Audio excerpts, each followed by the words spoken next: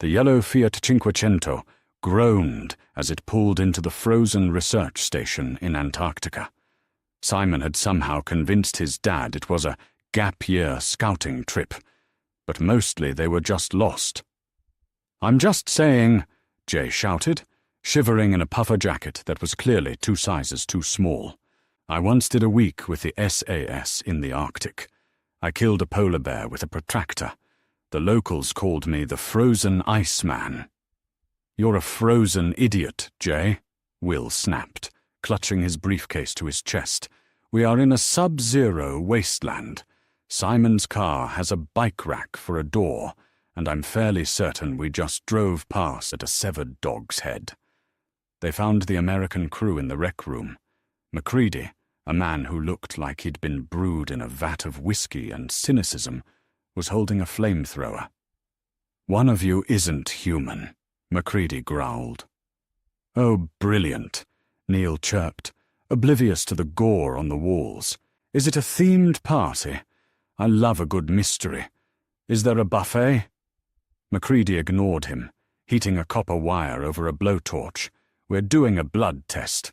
If the blood jumps, you're the thing." Simon. His blood sat still. He spent the entire time crying, because he thought the cold would make his hair gel go brittle. Will, his blood stayed put. He tried to lecture MacReady on the gross violations of health and safety protocols regarding open flames.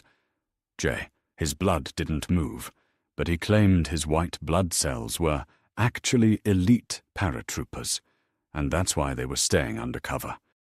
Then came Neil. As the hot wire touched Neil's petri dish, the blood didn't just scream.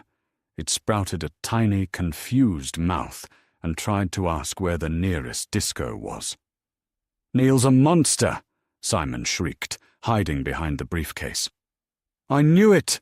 Jay yelled, backing away. "I didn't want to say anything, but he's been acting weird. He actually finished a whole book yesterday."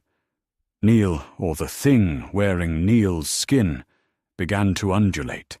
His chest split open, revealing rows of jagged teeth. A long, glistening tentacle whipped out. "Ooh, hello," the Neil thing gurgled. "It's hideous," Will cried. "It's an affront to biology."